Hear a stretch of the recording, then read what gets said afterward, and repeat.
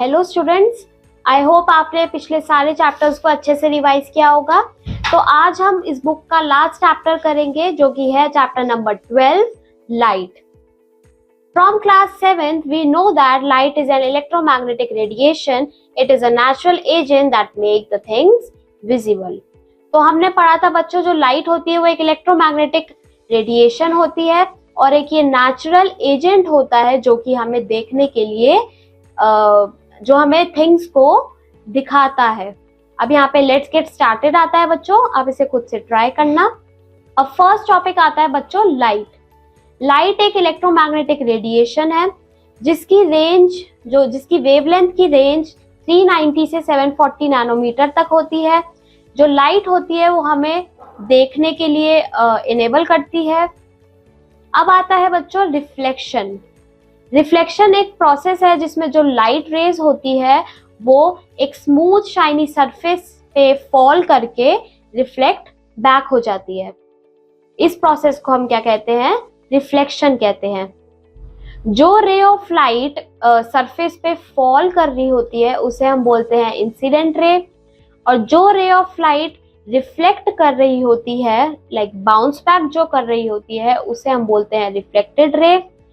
एक रे होती है जो कि नॉर्मल रे, वो होती है जो कि सरफेस पे परपेंडिकुलरली हिट कर रही होती है। आप इस पिक्चर में देख सकते हैं, ये बिल्कुल सेंटर वाली रे जो कि परपेंडिकुलरली हिट करती है उसे हम बोलते हैं नॉर्मल। अब the angle that incident ray makes with the normal is called as the angle of incidence. वो एंगल जो कि इंसिडेंस रे नॉर्मल के साथ बनाती है वो होता है angle of incidence. The angle that reflected ray makes with the normal is called as the angle of reflection. वो एंगल जो कि रिफ्लेक्टेड रे बनाती है नॉर्मल के साथ उसे बोलते हैं एंगल ऑफ रिफ्लेक्शन। अब आता है लॉज ऑफ रिफ्लेक्शन। तो बच्चों टोटल 2 लॉ होते हैं रिफ्लेक्शन के। पहला लॉ कहता है कि जो इंसिडेंट रे, नॉर्मल और जो रिफ्लेक्टेड रे होती है पॉइंट ऑफ इंसिडेंस पे, वो सब एक प्लेन पे ही लाए करती हैं। और लॉ नंबर 2 कहता है कि जो एंगल ऑफ इंसिडेंस होता है वो हमेशा एंगल ऑफ रिफ्लेक्शन के इक्वल होता है। मतलब एंगल आई जो होता है वो एंगल आर के इक्वल होता है। अब यहाँ पे एक्टिविटी 1 है स्टूडेंट्स, आप इसे खुद से ट्राई करना। अब आता है बच्चों multiple images. The reflected light can again be made to reflect by using this particular reflected ray as an incident ray. तो जो रिफ्लेक्टेड लाइट होती है वो हम फिर से यूज कर सकते हैं as an incident ray. This leads to multiple reflection. तो इसका क्या रिजल्ट होता है? मल्टीपल रिफ्लेक्शंस होते हैं जो कि मल्टीपल इमेजेस को बनाने के लिए यूज होते हैं। इसका एक बहुत अच्छा एग्जाम्पल है, a very good example of multiple images can be interpreted at a hairdresser shop when 2 plane mirrors are used to visualize the hair cut.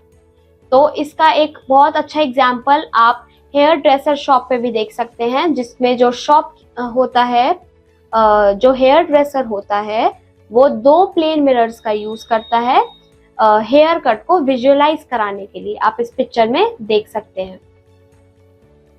अब यहाँ पे कुछ फैक्ट्स आते हैं। इरेगुलर और diffuse reflection, it occurs when the reflecting surface is not smooth. It is in this kind of reflection, reflected rays travel in different direction.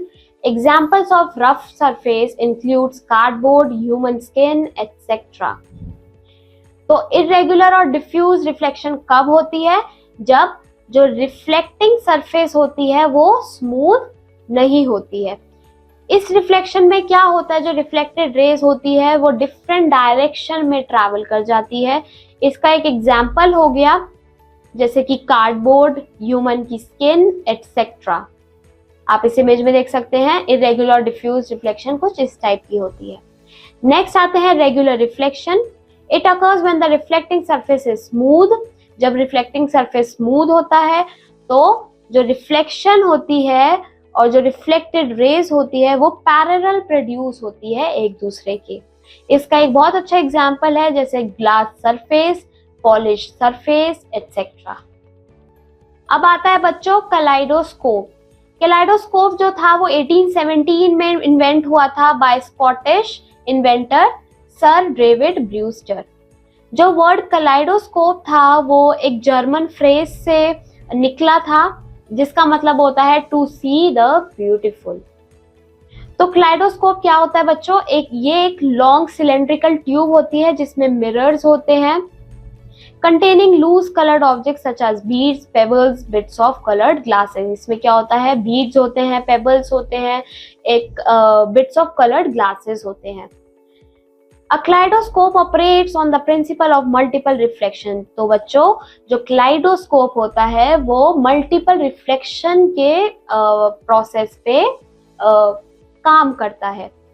Where several mirrors are placed at an angle to one another, usually 60 degree। तो kaleidoscope में जो mirrors होते हैं वो एक place करे जाते हैं 60 डिग्री के एंगल पे। The 60 degree angle creates several duplicate images of the object like 5 at 60। तो बच्चों जब 60 डिग्री एंगल क्रिएट होता है तो जो इमेजेस होती हैं वो फॉर्म होती है, डुप्लीकेट इमेजेस फॉर्म होती है ऑब्जेक्ट्स की। As the tube is rotated, उसमें एक ट्यूब होती है जिसको जब हम रोटेट करते हैं the tumbling of the coloured object presents varying colours and patterns. तो जब उस ट्यूब को रोटेट किया जाता है तो क्या बनते हैं, पैटर्न्स बनते हैं जो कि बहुत ही ब्यूटीफुल दिखते हैं। Arbitrary patterns show up as a beautiful symmetrical pattern created by the reflection। अब आता है बच्चों lateral inversion। Lateral inversion क्या होता है? Lateral inversion is the reversion of the object image when seen in the mirror। तो जो object हमारी मिरर में बनती है जब उसको रिवर्जन कर देते हैं उसको हम बोलते हैं लेटरल इन्वर्जन। अब यहाँ पे एक्टिविटी 2 आ जाती है बच्चों, आप इसे खुद से ट्राई करना। Now here's a fact, image of object persist on the retina of the eye for 1/16 of a second. Now comes human eye. Human eye, eyes are the organs of vision in the human body. तो human body में जो eyes है वो organs है जो कि देखने के लिए इस्तेमाल होती है। अब आता है बच्चों structure of human eye. Human आई का स्ट्रक्चर कैसा होता है? जो आई होती है बच्चों वो स्फेरिकल स्ट्रक्चर की होती है। उसका जो ट्रांसपेरेंट फ्रंट पार्ट होता है वो ट्रांसपेरेंट होता है। फिर कॉर्निया आता है जो कि अलाउ करता है लाइट को पास करने, जो अलाउ करता है लाइट को आई में एंटर करने के लिए। Just behind the cornea, cornea के पीछे हमारा आइरिस होता है। ये ब्लैक कलर का होता है, लाइक ब्लैक और ब्राउनिश कलर का होता है। आइरिस के सेंटर में हमें एक स्मॉल ओपनिंग देखने को मिलती है जिसे हम क्या कहते हैं, प्यूपिल कहते हैं। प्यूपिल जो होता है वो लाइट के अमाउंट को कंट्रोल करता है कि कितनी लाइट एंटर करनी चाहिए। And the size of the प्यूपिल is controlled by the iris. जो प्यूपिल का साइज है वो आइरिस कंट्रोल करता है। Image is formed by the help of a convex lens on the retina of the eye. तो eye में हमारे कॉन्वेक्स लेंस होता है जो कि रेटिना पे होता है। जो इमेज होती है बच्चों वो कॉन्वेक्स लेंस के थ्रू बनती है और कहाँ बनती है, आई के रेटिना पे। Convex lens is situated behind the प्यूपिल। प्यूपिल के पीछे क्या प्रेजेंट होता है, हमारा कॉन्वेक्स लेंस प्रेजेंट होता है। The adjustment of the size of the lens is carried out by the help of a ciliary muscles. हमारी आई में सिलियरी मसल्स होती है जो कि हमारे जो एडजस्टमेंट होता है लेंस का वो करती है।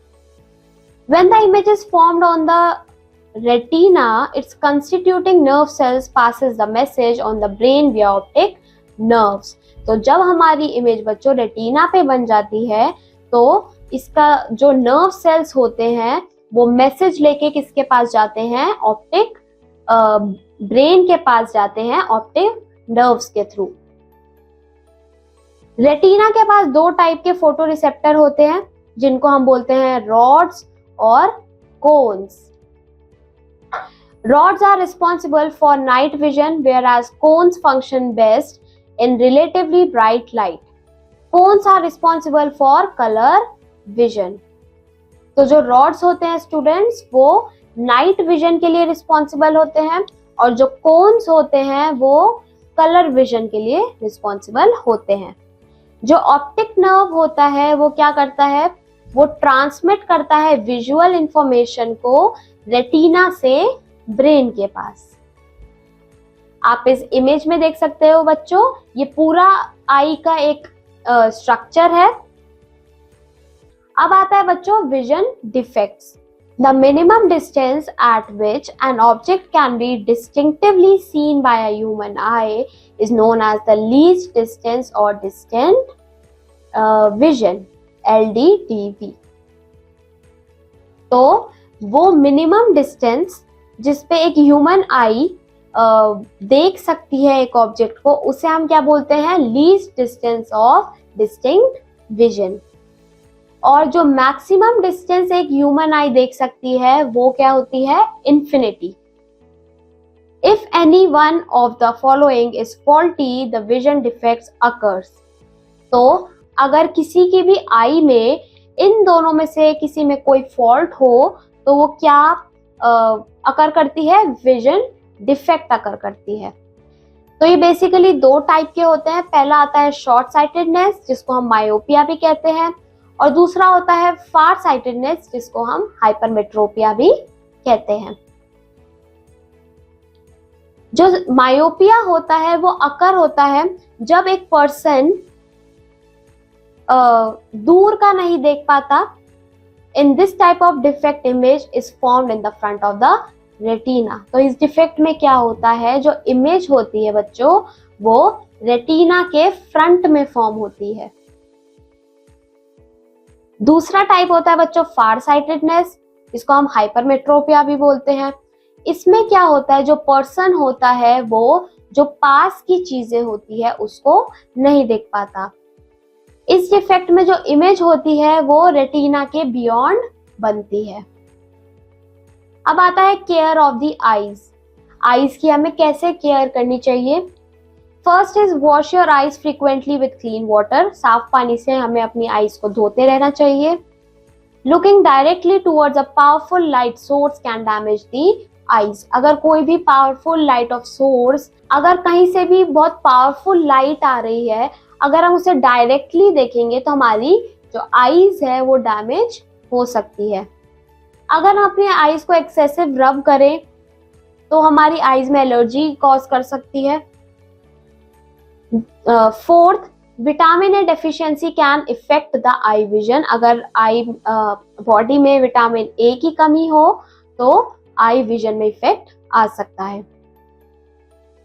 अगर आपको डॉक्टर ने एडवाइस किया है तो आपको प्रॉपर स्पेक्टिकल्स को पहनना चाहिए। And last is too little और not and the last is too little और too much light is bad for eyes. Insufficient light causes eye strain and headache. तो आईज के लिए बच्चों ज्यादा लाइट भी अच्छी नहीं है और ज्यादा कम लाइट भी अच्छी नहीं है। अगर लाइट की कमी हो तो हमारी आंखों में आई स्ट्रेन और हेडेक भी कॉज कर सकती है। अब आता है बच्चों Braille system. Louis Braille, a French scientist, developed an aid for the blind persons so that they could read and write। तो लुइस ब्रेल जो कि एक फ्रेंच साइंटिस्ट थे, उन्होंने एक एड बनाया था जो ब्लाइंड पीपल होते हैं उनके लिए, जिससे वो रीड और राइट कर पाए, मतलब पढ़ और लिख पाए। This aid came to be known as Braille and till date remains the most popular resource for visually challenged people। The present Braille system was adopted in the year 1932। तो जो प्रेजेंट ब्रेल सिस्टम चल रहा है वो 1932 में adopt किया गया था। आप इस इमेज में देख सकते हो, यहाँ पे सारे ब्रेल अल्फाबेट्स हैं। Now here are some facts. In old ages, cataract occurs due to the cloudiness of convex lens of the eye. तो पुराने टाइम में जो कैटरैक्ट होता था वो अकर होता था ड्यू टू क्लाउडलीनेस, जो आंखों में एक क्लाउडलीनेस हो जाता था। तो ओल्डर एजेस में जो कैटरैक्ट होता था वो अकर होता था due to cloudiness of convex lens of the eye. जो कॉन्वेक्स लेंस होता था आई का उसमें क्लाउडलीनेस हो जाता था। Crab has small eyes but can look in all the direction. जो क्रैब होते हैं स्टूडेंट्स, उनकी बहुत ही स्मॉल आईज होती है बट वो काफी डायरेक्शंस में देख पाते हैं। It can sense the enemy approaching from behind. जो क्रैब्स होते हैं स्टूडेंट, वो अपने एनिमीज को भी सेंस कर लेते हैं जब वो उनके पीछे से आ रहे हो। तो यहाँ पे बच्चों आप कुछ साइंटिफिक वर्ड्स और चैप्टर की समरी आ जाती है। आप इसे पढ़ना, इससे आपका जो चैप्टर है वो रिवाइज हो जाएगा और इसके साथ साथ आप पहले के सारे चैप्टर्स को भी अच्छे से रिवाइज करना। और अब मैं आपको मिलूंगी आपकी नेक्स्ट क्लास में। Till then keep learning.